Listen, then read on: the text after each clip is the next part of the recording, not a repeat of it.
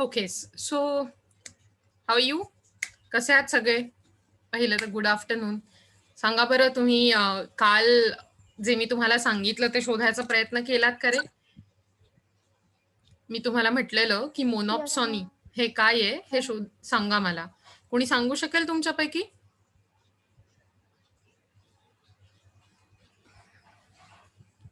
Anybody? बघा बरं का, परत तुम्ही तुमच्या नेहमीच्या सवयीला चाललाय. सगळ्यांनी मिळून गप्प राहायचं. येस मुस्कान, तू काही बोलतेस? अधिकारशाही हा, कैवल्य बोल. अधिकारशाही मोनॉप्सॉनी म्हणजे अधिकारशाही. बरोबर. अगदी बरोबर. पण मला ह्याच्याबद्दल थोडंसं एक्सप्लेन करू शकणार का कोणी तुमच्यापैकी?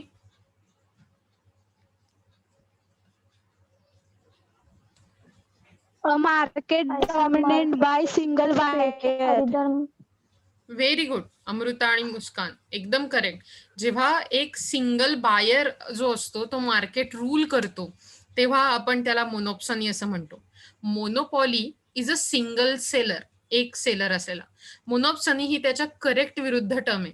दॅट इज कॉल्ड एक असलेला कन्झ्युमर, एक असलेला बायर. म्हणजे मार्केटमध्ये पुष्कळ सारे सेलर असू शकतात पण बायर मात्र एकच असतो. ओके. मला तुम्ही आता ह्या प्रकारचं उदाहरण सांगू शकता का रे? मार्केटमध्ये आहे का असं उदाहरण?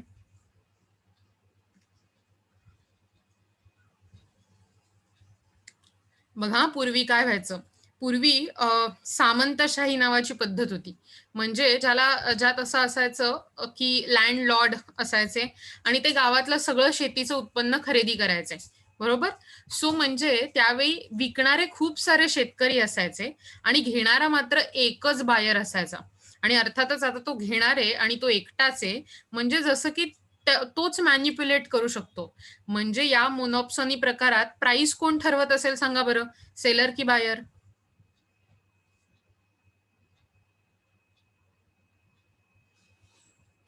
कोण बरं मार्केटला बायर इन्फ्लुएन्स करू शकतो? हा, एकटा बायर. कारण तो एकटाच घेणार आहे.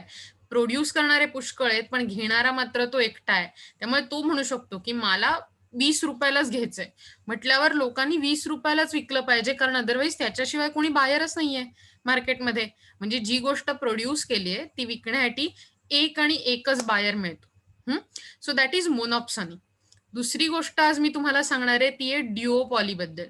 ड्युओपॉली हे मोनोपॉली सारखंच अगदी असतं, मात्र मोनोपॉलीमध्ये सिंगल सेलर असतो, तर ड्युओ याचा अर्थ दोन. म्हणजेच त्यावेळी मार्केटमध्ये दोन सेलर असतात. ते मोनोपॉलिस्ट असल्यासारखेच असतात. त्यांची प्रोडक्ट डिफरंट असू शकतात, म्हणजे सबस्टिट्यूट असतात, पण तरी थोड्याफार प्रमाणावर प्रोडक्ट डिफरन्सिएशन असू शकतं. आणि एवढं असूनही हे लक्षात ठेवायला लागतं की त्या दोघांचं एकमेकांवर अतिशय लक्ष असतं की समोरचा काय करतोय. तो रायव्हल आहे आपला, तर तो काय करतोय, त्याची प्राइस कशी आहे, आणि त्याच्याप्रमाणे इन्फ्लुएन्स होऊन आपल्या फर्मची प्राइस, किंवा आपल्यावर इन्फ्लुएन्स होऊन आपल्यामुळे इन्फ्लुएन्स होऊन तो त्या फर्मची प्राइस ठरवतो. सो थोडक्यात ड्युओपॉली म्हणजे दोन सेलर मार्केटमध्ये असतात. आणि ही जी सगळी इम्परफेक्ट कॉम्पिटिशन्स आहेत, तुम्हाला माहितीये का या इम्परफेक्ट कॉम्पिटिशन्स बद्दल पहिल्यांदा कुणी शोधून काढलं किंवा पहिल्यांदा त्याबद्दलचं एक्सप्लेनेशन कुणी दिलं? Who is the inventor of imperfect competitions? Monopoly, monopsony, oligopoly, त्याच्यानंतर मोनोपॉलिस्टिक कॉम्पिटिशन, ड्युओपॉली, या सगळ्या इम्परफेक्ट कॉम्पिटिशन्स आहेत. आणि तुम्ही मला सांगा बरं, तुम्हाला माहितीये का की कुणी हे शोधून काढलं? Joan Robinson. तुम्हाला जोआन रॉबिन्सन त्यांचं नाव दिसतंय तुम्हाला समोर तुमच्या स्क्रीनवर? त्या होत्या की ज्यांनी या इम्परफेक्ट कॉम्पिटिशन्स बद्दल आपल्याला सांगितलं, शोधून काढलं. राहील लक्षात तुमच्या नक्की? Yes, ma'am. आता Yes. येस. सो एकच सेकंद द्या मला. ओके. आपण कुणीतरी एक सेकंद. ठीक आहे. सो आपण काल जर तुम्हाला आठवत असेल तर दोन प्रकारच्या प्राइजेस बद्दल बघितलं होतं, प्राइसिंग पॉलिसीज बद्दल. सांगू शकाल कोणत्या दोन प्रकारच्या प्राइसिंग पॉलिसी होत्या त्या?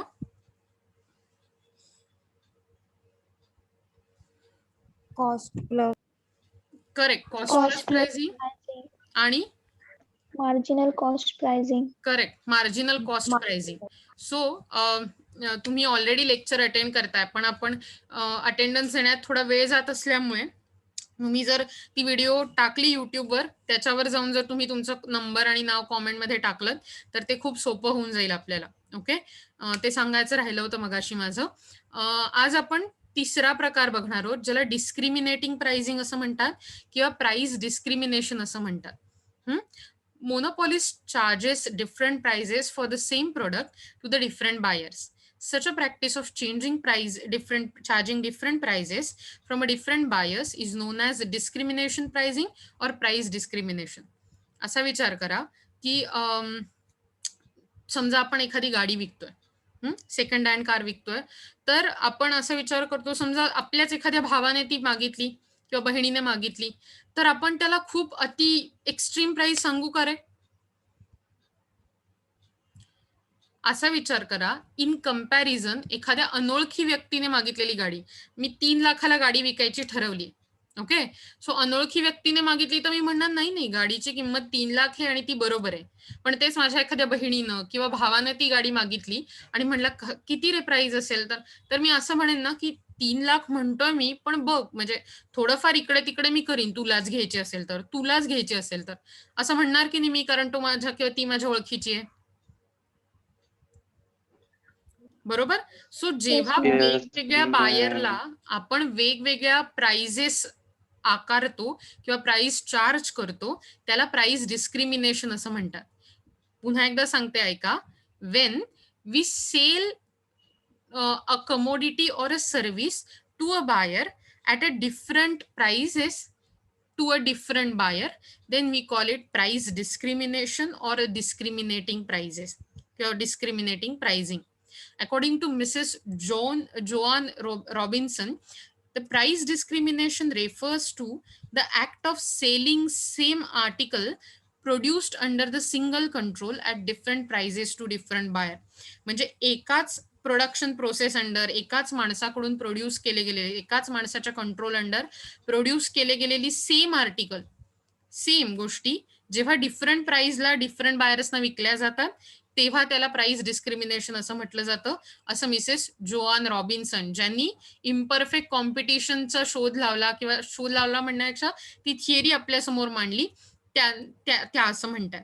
Price discrimination allows a company to earn higher profits than standard pricing because it allows the firm to capture every lost dollar of revenue available for each of the customers. Consumers are discriminated on the basis of their income, age, sex, time of purchase, etc. So असा विचार करा, जर समजा तुम्हाला Christmas माहिती आहे सगळ्यांना, right? ख्रिसमसचा सण. सो परदेशात जेव्हा क्रिसमसचा सण होतो, तेव्हा त्याच्या आधी गिफ्ट देण्याची प्रथा आहे. क्रिसमस इव्हला म्हणजे 24 तारखेच्या संध्याकाळी, त्याला क्रिसमस इव्ह असं म्हणतात. त्या दिवशी सगळेजण एकत्र जमतात, खूप एन्जॉय करतात आणि त्या दिवसाच्या शेवटी किंवा 25 तारखेच्या सुरुवातीला क्रिसमस ट्रीच्या खाली गिफ्ट ठेवायची प्रथा असते घरातल्या प्रत्येकासाठी. सो ऑब्व्हियसली साधारण आठवडा 2 आठवडा आधी ख्रिसमसची प्रेझेंट खरेदी करणं हा खूप मोठा सोहळा असतो आणि त्यावेळी आपोआपच त्या प्रेझेंट्सच्या व्हॅल्यू, त्या प्रेझेंट्सच्या ज्या प्राइजेस असतात त्या वाढतात. याच्या उलट समजा जून जुलैमध्ये क्रिसमसची प्रेझेंट म्हणून मी काही गोष्टी विकत घेतल्या, तर त्या तितक्या महाग मला मिळतील का रे, जितक्या क्रिसमसच्या आधी मिळतील? नाही मिळणार, बरोबर आहे की नाही? आणि अशा प्रकारचं कुठलंही म्हणजे आपल्याकडेही अशा प्रकारे भरपूर सापडतात. जर असा विचार करा की रंगपंचमीच्या आधी पिचकाऱ्यांच्या किमती वाढतात की नाही, किंवा होळीच्या आधी,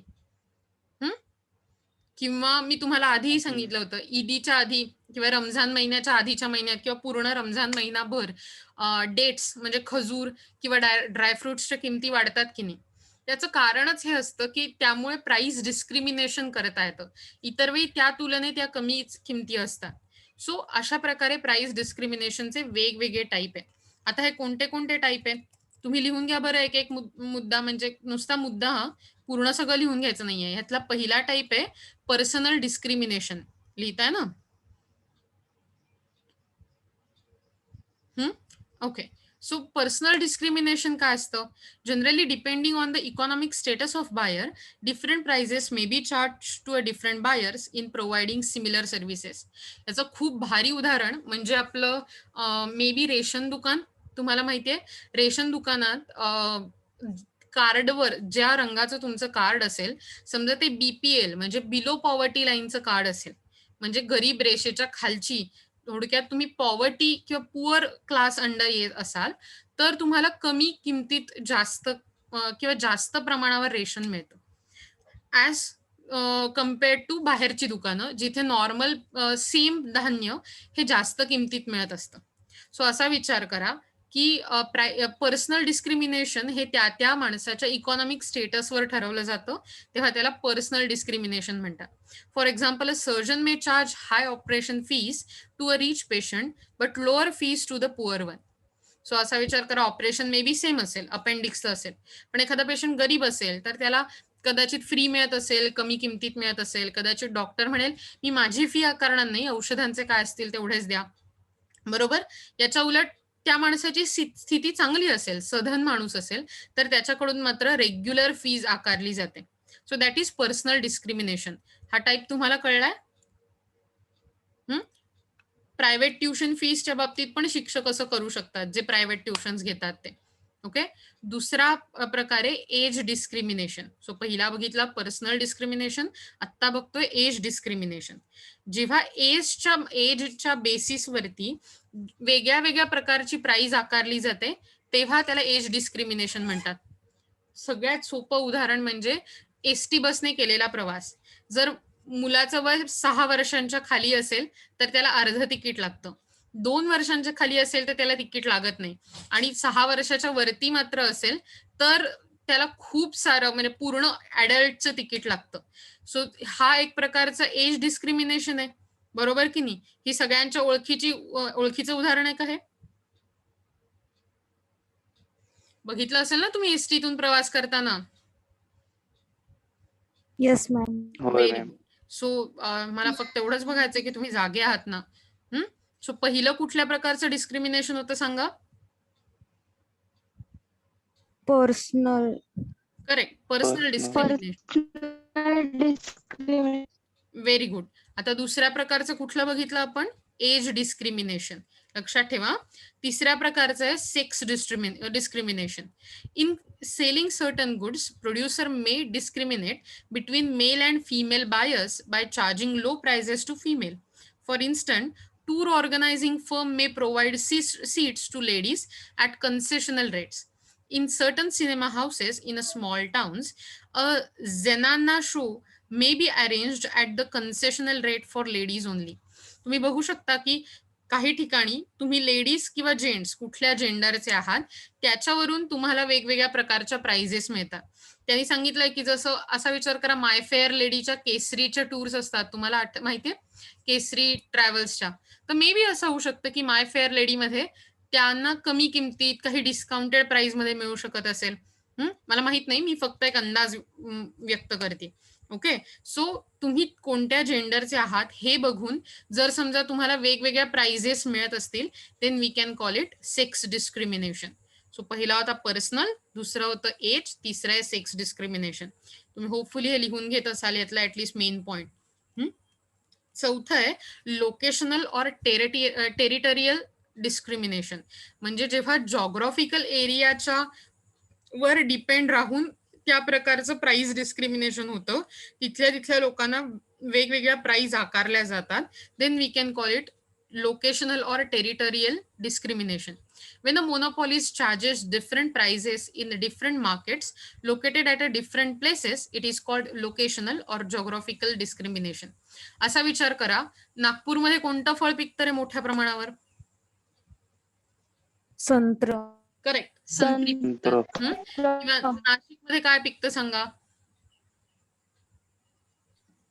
द्राक्ष. करेक्ट, द्राक्ष. सो आता जिथे ती पिकतात तिथे त्यांची प्राइस जास्त असेल की कमी असेल? कमी. कमी असेल. बरोबर. म्हणजे असा विचार करा की नागपूरची संत्री जर कोकणात आणून विकली तर ट्रान्सपोर्टेशन आणि इतर सगळे खर्च लागल्यामुळे त्याची प्राइस वाढते. याच्या उलट नागपूरमध्येच ती विकत घेतली तर कमी प्राइसमध्ये मिळते. म्हणजे आपण असं म्हणू शकतो, की लोकेशनमुळे मला प्राइस डिस्क्रिमिनेशन सहन करायला लागलं आणि म्हणून त्याला locational or territorial or geographical discrimination असं म्हटलं जातं. Similarly, firm may discriminate between domestic market and export market for its product. म्हणजे या प्रकारात जर समजा आपण एखादं गुड डोमेस्टिक मार्केटमध्ये विकतोय, तर मे बी ते आपण कमी किमतीला विकू शकतो. याच्या उलट जर ते एक्सपोर्ट मार्केटमध्ये विकतोय, वेगळ्या करन्सीत आपण इन्व्हॉल्व्ह होणार आहोत, तर कदाचित त्याची प्राइस वेगळी असू शकते as compared to domestic market. So हा 4th पॉइंट होता locational or territorial. 5th point is size discrimination. So when on the basis of size or quantity of a product, different prices may be charged. For instance, economic size of toothpaste tube is relatively cheaper than the small size tube. म्हणजे असा विचार करा, दरवेळी तुम्ही सगळ्यांनी half काहीतरी घेतलं असेल, हाफ उसाचा रस, हाफ ज्यूस, 1/2 किंवा कटिंग, हे सगळं कोणी ना कधी ना कधीतरी घेतलं असेल तुम्ही, बरोबर ना? Half noodles, half Schezwan rice. Yes ma'am. Okay. So असा विचार करा, की एखाद्या फुल गोष्टीची किंमत, फुल शेजवान राईस किंवा फुल ज्यूस किंवा असं याची किंमत जर ₹60 असेल, तर त्याच्या हाफची किंमत कधी ₹30 असते का रे? No ma'am. नाही, ती जास्त असते. ती मे बी 35 असेल, 32 असेल, 40 असेल, पण हाफ गोष्टीची किंमत कधी पूर्ण कंप्लीट हाफ होत नाही. म्हणजेच त्या साईज, त्यांनी म्हटलंय कसं, इकॉनॉमी साईज म्हणजे मोठ्या साईजची जी टूथपेस्ट असते ती चीपर असते as compared to small size tube. म्हणजे त्यांनी ती छोट्या प्रकारच्या साईजमध्ये आपल्याला उपलब्ध करून दिली आहे, म्हणून प्राइस डिस्क्रिमिनेशन केलं जातं. आणि अशाच प्रकारच्या डिस्क्रिमिनेशनला साईज डिस्क्रिमिनेशन असं म्हटलं जातं. ओके. सो आपला हा होता 5वा टाईप. पहिला होता पर्सनल, दुसरा होता एज, तिसरा होता सेक्स डिस्क्रिमिनेशन, चौथा होता लोकेशनल और टेरिटरियल डिस्क्रिमिनेशन, 5वा होता साईज डिस्क्रिमिनेशन. ओके.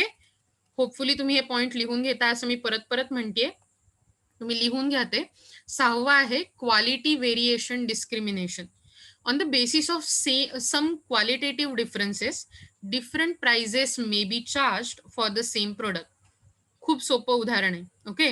मला सांगा, हॉटेलच्या खोल्या सारख्या असतात की नाही? म्हणजे एक खोली, एक बेड, एक बाथरूम, एक टेबल, एक सोफा, असं साधारण सगळीकडे असतं की नाही?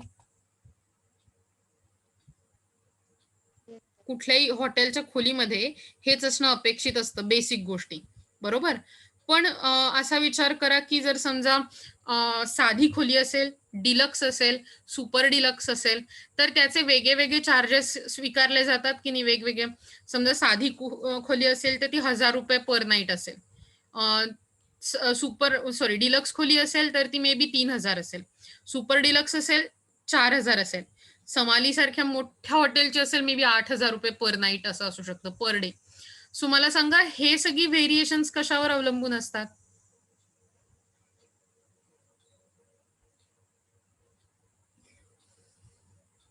ही सगळी व्हेरिएशन बाळांनो, त्या सर्व्हिस जी प्रोव्हाइड केली जाते त्याची क्वालिटी, म्हणजे थोडक्यात असा विचार करा, मे बी ती साईज खोलीचा मोठा असेल किंवा मे बी त्या खोलीत टॉवेल्स दिलेली असतील, मे बी आणखीन टीव्ही प्रोव्हाइड केला असेल, मे बी सुपर डिलक्स खोलीत एसी असेल, फ्रीज असेल. सो त्या खोलीत थोडक्यात त्या खोलीची, त्या सर्व्हिस प्रोव्हाइडिंगची क्वालिटी वेगळी वेगळी असते आणि त्या बेसिसवर वेगवेगळ्या प्राइजेस आकारल्या जातात. आणखीन एक सोपं उदाहरण बघूया. आंबे सगळ्यात बेसिक आहेत, बरोबर? मग हापूसची किंमत जास्त आणि रायवळची किंमत कमी किंवा पायरीची किंमत कमी, असं का होतं? आंबे तर आंबे आहेत, बरोबर ना? क्वालिटेटिव्हली कोणता आंबा छान म्हटला जातो, रायवळ की हापूस? मार्केटमध्ये कुणाला जास्त मान आहे? हापूस. करेक्ट, हापूस आंब्याला.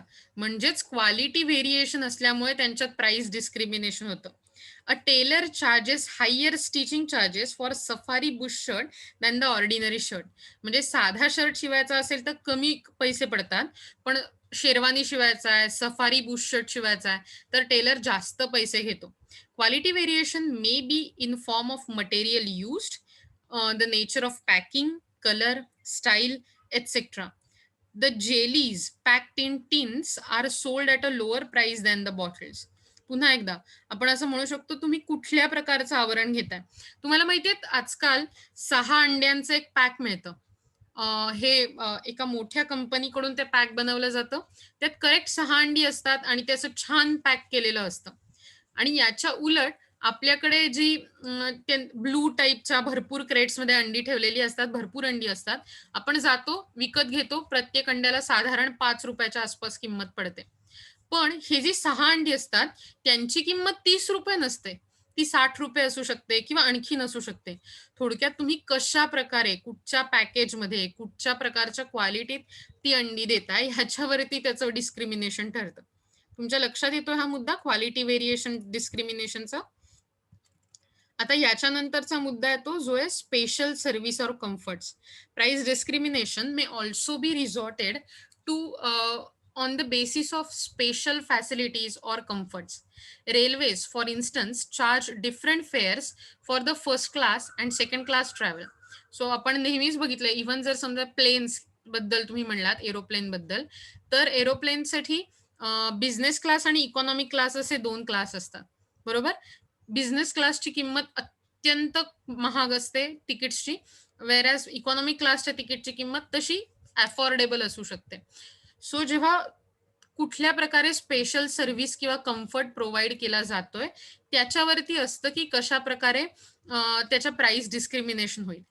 थिएटरमध्ये पण तुम्ही बाल्कनीमध्ये बसताय की तुम्ही नॉर्मल, म्हणजे थोडक्यात असा विचार करा की अप्पर स्टॉल्समध्ये बसताय, लोअर स्टॉल्स म्हणजे खालच्या रांगांमध्ये बसताय, कुठे बसताय ह्याच्यावरून कळतं की तुमच्या तुम्हाला काय म्हणतात तसं स्पेशल सर्व्हिस प्रमाणे प्राइस डिस्क्रिमिनेशन केलं जातं.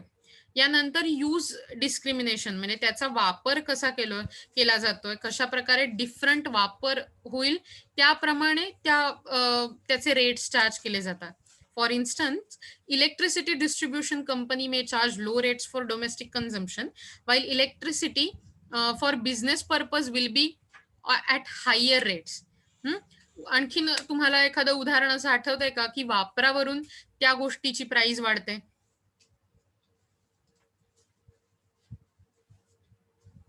नाही आठवत आहे? मला सांगा, तुम्ही कधी गॅस सिलेंडर निळ्या रंगाचा बघितलात का रे? Yes, ma'am. Correct. Yes, ma'am. हा निळ्या रंगाचा जो गॅस सिलेंडर असतो तो स्पेसिफिकली कमर्शियल पर्पजचा असतो, म्हणजे जो व्यवसायासाठी वापरला जातो. वेरॅज आपल्याकडे घरी जो सिलेंडर येतो त्याचा रंग कोणता असतो? Red. करेक्ट, लाल रंगाचा असतो तो, बरोबर ना? म्हणजे थोडक्यात जर समजा तुम्ही कमर्शियल पर्पजसाठी जो निळ्या रंगाचा सिलेंडर वापरता, त्याचा एक तर साईज पण मोठा असतो आणि त्याची किंमतही जास्त असते, कारण तो कमर्शियल पर्पजसाठी वापरला जाणार आहे. तो वापरून त्या दुकानदाराला किंवा त्या हॉटेल मालकाला त्याच्यावर पैसे मिळणार असतात, म्हणून त्याची किंमत जास्त असते.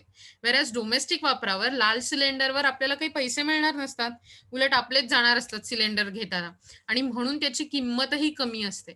सो आणि हेही इतकं असतं की जो डोमेस्टिक वापरासाठी असलेला लाल सिलेंडर असतो त्याच्यावरच सबसिडी मिळते आपल्याला. ब्लू सिलेंडरवरती सबसिडी मिळाल्याचं अजून तरी मी ऐकलेलं नाहीये. Okay, so that was use discrimination. Then there is time discrimination. On the basis of time of service, different rates may be charged.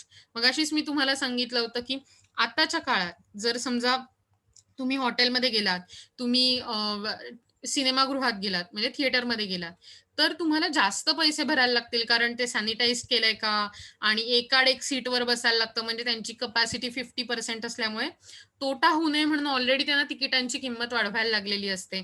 येतंय लक्षात? इव्हन जर समजा तुम्ही बघितलं तर मॅटिनी शोज जे असतात म्हणजे दुपारचे शो, याची किंमत किंवा नाईट शो जे असतात रात्रीचे शो, त्यांची किंमत ही अत्यंत मोठी असते. पण जर किंवा मॅटिनी शोची त्यात रात्रीपेक्षा कमी असते, पण जर सकाळी 8-9च्या शोला वगैरे तुम्ही जायचा प्रयत्न केलात तर ते अतिशय कमी दरात असतात. असा विचार करा, हे मी बघितलंय की रात्रीच्या शोच्या तिकिटाची किंमत ही 275 होती. किती? 275. वेराज तोच शो 3D मध्ये जेव्हा सकाळी 8 किंवा 9 वाजता होता, तेव्हा त्या तिकिटाची किंमत हार्डली 105 टू 1010 होती. 110 होती. दॅट इज 105 ते 110. हा फरक असतो. तुम्ही हेही बघितलं असेल की डेटा पॅक जास्त फास्ट चार्ज केला जातो आपल्याला रात्रीच्या काळात, वेअरॅज दिवसाच्या काळात त्याचं चार्जिंग हे कमी असतं. सो ह्याला टाइम डिस्क्रिमिनेशन असं म्हणतात. Now we are moving to the nature of commodity discrimination. म्हणजे थोडक्यात कशा प्रकारची कमोडिटी आणि त्याच्यावर डिपेंड कसं काय डिस्क्रिमिनेशन केलं जातं. Sometimes because of the nature of commodity price discrimination may be made. For instance freight म्हणजे रेल्वेचा प्रवास केला किंवा बोटीचा जर प्रवास असेल तर त्याच्यावर ट्रॅव्हल्सचा जो टॅक्स पडतो त्याला फ्रेट असं म्हटलं जातं. So freight charges by railways are different for a coal and iron for the same distance. म्हणजे कोल म्हणजे कोळसा आणि आयर्न म्हणजे लोखंड. या दोन्हीवरती जे फ्रेट चार्ज केलं जातं, रेल्वेवरचा टॅक्स, रेल्वे वापराचा, तो वेगवेगळा असतो जरी डिस्टन्स सेम असेल तरी. Okay. So following professor Watson, we may summarise the basis of price discrimination. So हे जे प्राइस डिस्क्रिमिनेशनचे बेसिस आहेत, आपल्याला प्रोफेसर वॉटसन यांच्या मदतीने हे कळतं की कशा प्रकारे ते असतात. तर मेन क्लासेस असतात प्रोडक्ट, पर्सनल आणि ग्रुप. आणि त्याचे बेसिस कसे असतात बघा. जर प्रोडक्ट रिलेटेड असेल तर क्वालिटीच्या बेसिसवर, लेबल्सच्या बेसिसवर, साईज, टाइम याच्या बेसिसवरती डिस्क्रिमिनेशन होतं प्राइसमध्ये. पर्सनल असेल तर इन्कमच्या बेसिसवर होतं.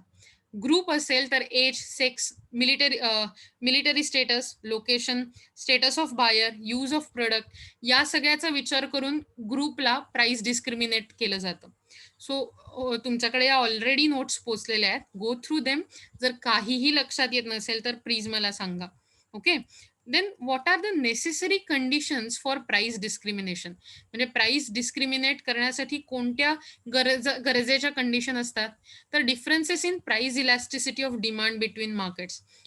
आपण प्राइस इलॅस्टिसिटी बद्दल बघितलंय की जर एखादी गोष्ट अत्यंत गरजेची असेल तर प्राइस कितीही बदलली तरी आपण ती घेतोच. वेअरॅज लक्झरी प्रोडक्ट म्हणजे कार सारख्या गोष्टी जर त्यांची प्राइस बदलली, खूप वाढली, तर आपण पुनर्विचार करतो की मी ही कार घेतली पाहिजे का. म्हणजे लक्झरियस गुड्सची प्राइस इलॅस्टिसिटी ही मोठी असते ॲज कम्पेअर्ड टू नेसेसरी गोष्टींची. आणि त्यामुळे अशा प्रकारच्या गोष्टीमुळे मार्केटमध्ये सध्या कोणती प्राइस इलॅस्टिसिटी आहे एखाद्या कमोडिटीची याचा विचार करून प्राइस डिस्क्रिमिनेशन केलं जातं. Okay. Then there is barriers to prevent consumers switching from one supplier to another. म्हणजे दुसऱ्या सप्लायरकडे जाण्यापासून रोखण्यासाठी थोडक्यात आपल्या शत्रूला किंवा कॉम्पिटिटरला मार्केटमध्ये त्याच्याकडे लोकांनी जाऊ नये आणि खरेदी करू नये असं वाटतं, म्हणून प्राइस डिस्क्रिमिनेट करून कमी प्राइस केली जाते. The firm must be able to prevent market seepage or consumer switching. 2 term आहेत. मार्केट सीपेज म्हणजे घसरून जाणं किंवा लिकेज सारखा शब्द येतो. सो कन्झ्युमर लीक होऊ नयेत असं थोडक्यात. आपल्या लॉयल्टी जाऊ नये कन्झ्युमरची आपल्या बिझनेसवरनं, किंवा कन्झ्युमरने स्विच करू नये आपण जे सेल करतोय त्याकडून आपल्या सबस्टिट्यूटला किंवा आपल्या कॉम्पिटिटरला. So defined as a process whereby consumers who have purchased a good and services at a lower price are able to resell it to those consumers who would have normally paid the expensive price. म्हणजे असा विचार करा की जेव्हा आपण market seepage prevent करायचं असतं किंवा कन्झ्युमर्सना स्विच करण्यापासून थांबवायचं असतं, तेव्हा त्यांना अतिशय कमीत कमी किमतीत ते मिळवून द्यावं याच्यासाठी प्रयत्न केला जातो. सो अशी कंडिशन सुद्धा गरजेची असते मार्केट डिस्क्रिमिनेशनसाठी. बरोबर. खूपच जवळचं उदाहरण द्यायचं झालं तर अमेझॉन सारख्या आत्ताच्या ई कॉमर्स कंपनी, त्या इतकी मोठ्या प्रमाणावर डिस्काउंट देतात, इतके सेल लावतात वर्षभरात, कारण त्यांना असं वाटत असतं की आज लोक माझ्याकडून घेतात, अमेझॉन कडून घेतात, उद्याला फ्लिपकार्ट कडून घेऊ नये, स्नॅपडील वाल्यांकडून घेऊ नये. थोडक्यात त्यांच्या एकमेकातली कॉम्पिटिशन कमी करण्यासाठी, मार्केट सीपेज थांबवण्यासाठी, कन्झ्युमर स्विचिंग थांबवण्यासाठी हे बॅरियर्स क्रिएट केले जातात प्राइस डिस्क्रिमिनेशनचे. So what are the degrees of price discrimination.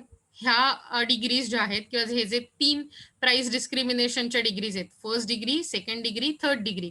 So या A.C. पिगू नावाच्या इकॉनॉमिस्टने आपल्याला सांगितलं. Okay. So first degree price discrimination काय?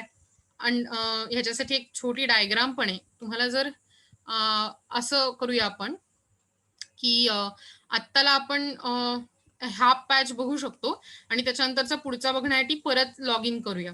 सो त्याच्या आधी तुम्ही ही डायग्राम काढून घेता का, मला सांगा. तुम्ही माझं ऐकता का?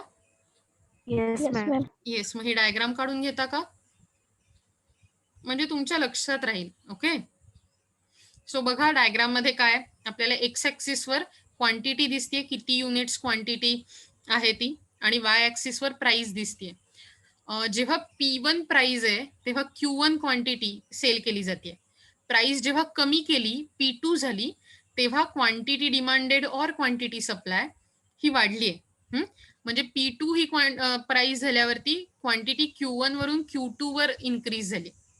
सेम थिंग हॅपन जेव्हा P2 वरून P3 वर प्राइस आली आहे, तेव्हा जास्त कमोडिटी सोल्ड केल्या Q3 पर्यंत आपण गेलोय.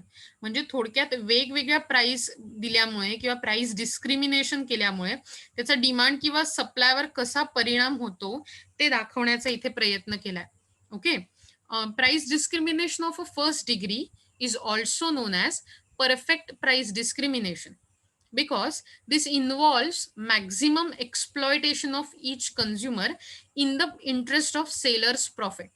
म्हणजे जास्तीत जास्त कन्झ्युमरला एक्सप्लॉइट करायचा, थोडक्यात त्यांच्याकडून जास्तीत जास्त फायदा करून घेण्याचा प्रयत्न केला जातो सो दॅट सेलरचा प्रॉफिट वाढेल. Under the first degree of price discrimination, monopolists charges different price to the different consumer for each different unit of a same product. म्हणजे असा विचार करा, गाड्यांच्या शोरूम मध्ये गेलात तर एका गाडीवर फ्री पार्ट मिळतात, दुसऱ्या गाडीची किंमत कमी दिसते, तिसऱ्या माणसाला कदाचित त्यातली आरसे फ्री मिळतात, काही लोकांना व्हेइकल इन्शुरन्स 1 वर्षाचा फ्री मिळतो. म्हणजे थोडक्यात प्रत्येक माणसाला वेगवेगळ्या प्राइसला गाडी पडते. This type of price discrimination is primarily theoretical because the monopolist to know the maximum price that each consumer is willing to pay. म्हणजे मोनोपॉलिस्टला प्रत्येक कन्झ्युमर कसा काय विलिंग असेल कोणती प्राइस द्यायला हे समजणं थोडंसं कठीण असतं, आणि त्यामुळे हा जो फर्स्ट डिग्री प्राइस डिस्क्रिमिनेशन बद्दल आपण बोलतोय किंवा ऐकतोय ते जास्त कॉम्प्लिकेटेड असतं मार्केटमध्ये रिअल बघायला. The monopolist is concerned with the maximum willingness to pay or reservation price. म्हणजे जो मोनोपॉलिस्ट हा जास्त विचारशील असतो कशाबद्दल, की कन्झ्युमरचं मॅक्झिमम विलिंगनेस किंवा जास्तीत जास्त इच्छाशक्ती काय पे करण्याची, ज्याला रिझर्वेशन प्राइस असंही म्हणतात.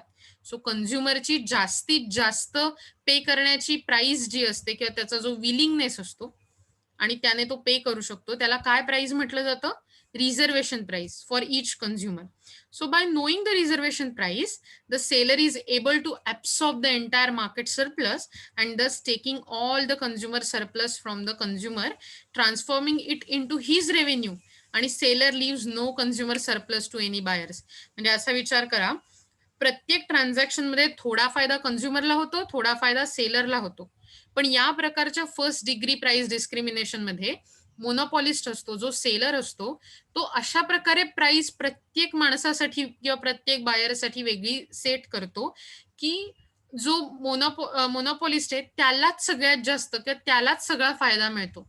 थोडक्यात प्रोड्युसर सरप्लसच सगळ्यात जास्त मिळतो, कन्झ्युमरला त्याचा सरप्लस, त्याचा फायदा हा फारसा मिळतच नाही. सो यालाच परफेक्ट प्राइस डिस्क्रिमिनेशन असंही म्हटलं जातं.